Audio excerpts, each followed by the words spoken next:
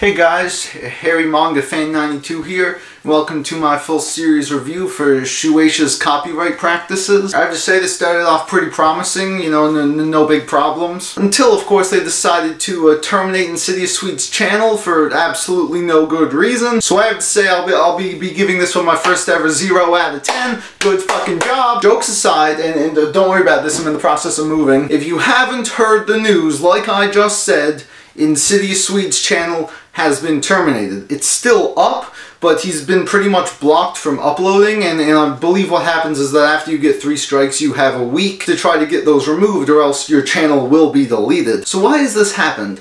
Well, from what we can gather, Insidious Swede, a few weeks ago, he ended up getting some copyright strikes on some of his videos. Now, if you're familiar with Insidious Swede's content, this really shouldn't be a problem at all. All he really does is like show off a manga volume, flip through it, show a bit of the art, which while of course he doesn't own the art, you know, it's perfectly within fair use to, you know, show off art, to talk about it a bit. Yeah, he was trying to contact a bunch of people. He tried contacting Viz, and they did respond to him. They told him though that it was completely out of their control because it was the bigwigs over in Japan at Shueisha doing this. Now, from my knowledge of YouTube copyright, this type of stuff isn't the stuff that gets automatically claimed. If I you know, go like this and show off some manga art here owned by Shueisha, that's not going to get content ID because they can't really upload anything that'll match with this. So what's most likely happening is that someone over in Japan is manually going through these videos and striking them down. Like someone was going through Black Clover videos, they might not even speak English, so they might not have understood the context at all. You know, seeing this American dude flipping through their volume, hey, no way, strike you down. That is a huge problem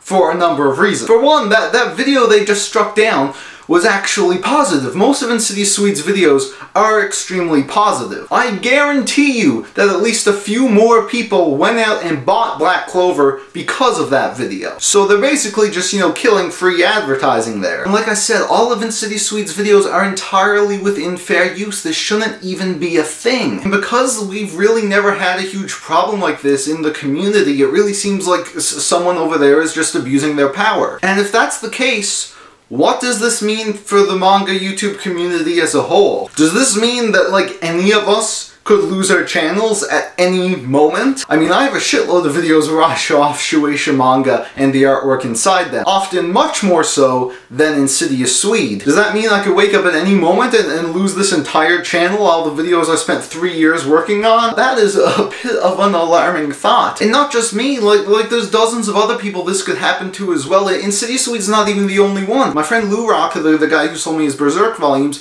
also got a strike recently. Again, a completely bullshit strike because all of his videos are within fair use. Like, if this starts happening to more and more people, this community really isn't going to be the same. We're going to have to be very careful with the type of content we upload. And if this is really the end of Insidious Swede's channel, that right there will drastically change the community. Listen, like, Insidious Swede has been around for such a long time. He was definitely my biggest inspiration to become a manga collector and YouTuber, and I think I speak for a lot of people as well when I say that. I know we have a lot of mutual viewers. I know a lot of you guys love Swede's content too. So it's really just not going to be the same without him here. And what's this going to do with, like, the internet's relationship with companies like Viz? Like, right now, the manga community has a very strong relationship with Viz. You know, they're always responding to us on Twitter. They're all nice, very friendly over there. They're retweeting our pickups. Like, I'm willing to bet a lot of their business comes from this community, and if all of a sudden we can't make videos about their manga, I'm sure they're in the same boat as us where they don't want that to happen. So what can we do about this?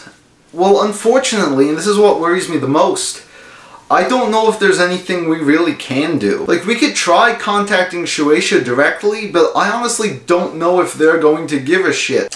The best thing I can think to do is spam the ever-living fuck out of YouTube support. But the problem is, like, we're such a small community here. Like, Insidious Swede, he's one of the biggest channels here, and he only has 15,000 subscribers, which is, you know, a lot for this community, but it's just a very small blip on YouTube's radar, and they likely don't give a single shit about us. But I really don't know what else to do. Like, if there is a way we can contact YouTube, like, they would be able to see that his videos were falsely claimed and remove the strikes, but I really don't know how likely that is. If any of you guys know of a way we can do this, that we can help Insidious Swede and try to put a stop to all these false flaggings, please let us know. But yeah, I just had to get all this shit off my chest. It's so shitty that this is happening. I haven't been affected by this yet. A lot of my friends haven't. But it's really unsettling to know that this could be a problem we'd have to deal with in the future. I don't really want to think of the ramifications for that. So please do anything you can do to help here, and I'll see you guys in the next video. Forgot to mention this earlier, but Shueisha, there are literally people out there who upload like entire full chapters with no commentary at all. The fuck you flagging Insidious Swede and Lurok and